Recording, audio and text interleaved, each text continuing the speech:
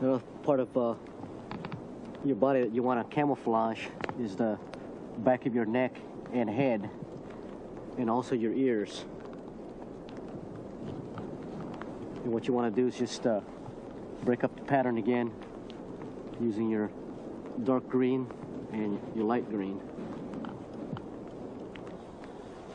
What I'm doing is, because my gloves are a little bright, but these are the gloves I prefer to wear in the field, just take a little of the soil, darken them up a little bit. My hands are not going to be seen while I'm stalking or crawling, but still it's not a bad practice to get into, just to dirty them up a little bit.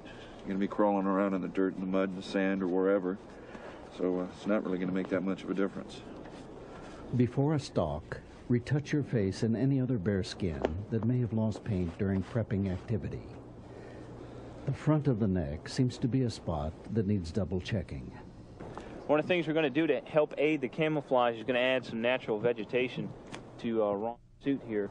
So what we'll do, take a look around the area we're going to be operating in and try and get some of the vegetation at near or below level, because he's not going to be up and walking around, he's going to be crawling. So we're going to take like some of the scotch brush and sawgrass that's around here and apply this to the back, because that's the nice thing about this netting, is that you can stick it right in there and almost weave it in. So we'll do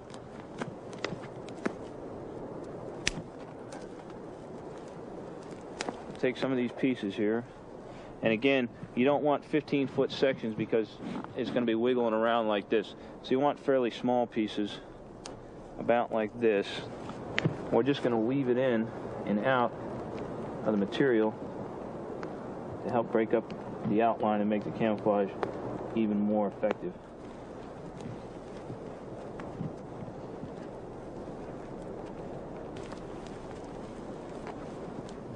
One of the other things to keep in mind too, if you don't want to use the burlap, what you can do is just sew the net on the back, and then when you get to an area, you can actually take foliage and stick it in the back. The important thing to remember though, with the foliage, it is going to die and brown on you after a few hours. So normal rule of thumb, if you're going to use natural vegetation, you always try and get leafy vegetation from preferably a hardwood tree, because that'll last the longest. And then after that, depending on what area of the country, your firs or your needles would be next. Grasses, they'll start to brown within 4 to 5 hours. The thing we're going to talk about is the different movement techniques when you're actually on your belly. The first one's going to demonstrate for us is the high crawl. This is when you have to move somewhere rapidly, but you still have a decent chance of getting detected by the enemy. You notice the profile is much higher, and this might be initially where he's just changed into his ghillie suit and he's just coming into the area where he wants to stalk in to get his shot from. So he's got a better vantage point from here, but he's still keeping a low silhouette. Again, this is the least preferred because it does present the largest silhouette. The next one would be the low crawl. Ron's finally starting to get close to his position now, so he's going to lower himself down. And you see what he's going to try and do is grab his weapon up by the sling or the bipod. He keeps it in tight to his body. Again, this is a more rapid movement technique than the sniper low crawl. What he'll do, he'll plant his right elbow forward and then push off with his opposite foot and move forward. Once he gets abreast and his rifle comes up, he'll recock his arm again, cock his foot, and move forward. The last technique is the most preferred and the most time-consuming. This is the sniper low crawl. Head down, weapon in tight along the body, and all he does is push off with his toes and his fingertips. It's a very slow, subtle movement. You're only going to move approximately 4 to 6 inches each time you move. And after every time you move, you stop, take a few breaths, and move on again. It's important when utilizing this movement technique to scan out your next position where you're eventually going to move to, so you have some terrain feature or landmark to aim for as you're crawling along the ground, because you don't want to keep poking your head up too much, remembering that sudden movement attracts people's eyes. Camouflage while you're stalking is to heel your boot. And like Ramon said earlier, when you're stalking, keep your heels down and your feet behind you. As you can see, especially with these boots here, if there's not any grime or mud or dirt on them, they shine a little bit with the sunlight. and it definitely goes back. Although the ghillie suit itself kind of blocks out the view of the boots from the air, this is what we'll be seeing. So a technique, most common, is just to take moss or dirt and mud, smear up the boots. Or what else is used are gaiters. People actually make ghillie suits out of gaiters, and they wear the gaiters. They put the gaiters on afterwards. And what's important to remember is if you're going to use gaiters, is that the moulage on your gaiters is extremely short, because it's going to be dragged a long ways, and you don't want to leave a trail of your ghillie material behind you. So keep in mind that if you don't have any gaiters on, and the best thing you have is to muddy up your boots, make them dirty, is always keep your heels down and your feet behind you. And if you know that an aircraft is coming, stop, try and rotate your boots into the brush or underneath some kind of brush. As you can see from the air, a guy would be very hard to spot from 200 or 300 feet from a scout helicopter or an airplane. A good technique is to take beeswax and coat your zipper up and down, because of the different rain, and sometimes it may even get frozen solid, and crawling through the dirt and muck will get it jammed up, and that beeswax will help it stay free, so you can unzip and get it back out of your ghillie suit when you need to.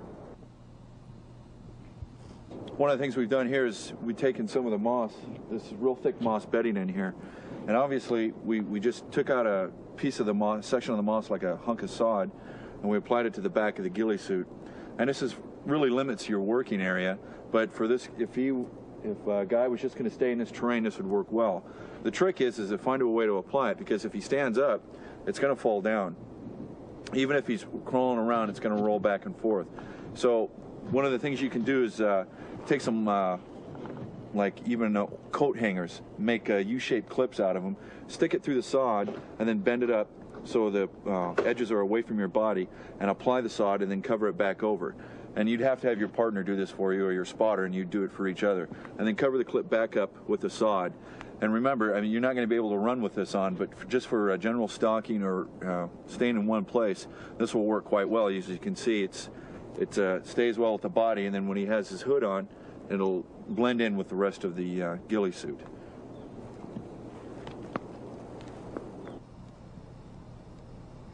What we're going to do is construct what's called a Yeti. This is a natural ghillie suit, if you will, and very easy to make, and pretty effective camouflage for that matter too. And it's easy to put on and take off. The only thing, again, with the natural camouflage is the fact that it's going to die after a few hours. But for a short-term static position, or if you have to breach some type of wire obstacle, it's a pretty effective technique. So what we've done, we've cut several bows down. Ramon, if you give me that roll of 550 cord, what we're going to do is we're going to trim this bow down a little bit.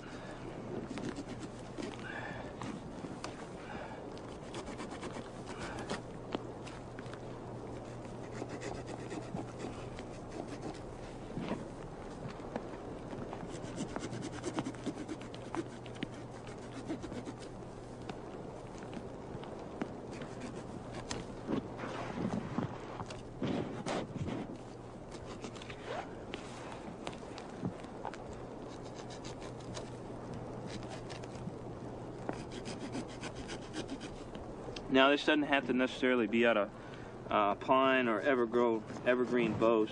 You can use grass and things like that too, depending on what area you're going to be in. We're just using the evergreen just for the ease of demonstration purposes, and also to show that you can also use ghillie type camouflage for standing up.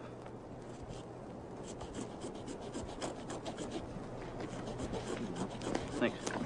Okay, what we've done, we've cut down a rather large bow, approximately 5 feet in length.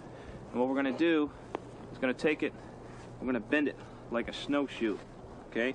Then we're going to secure ourselves about a 2 to 3 foot length of cordage. It can be 550 cord, it can be jute, whatever material you have at hand.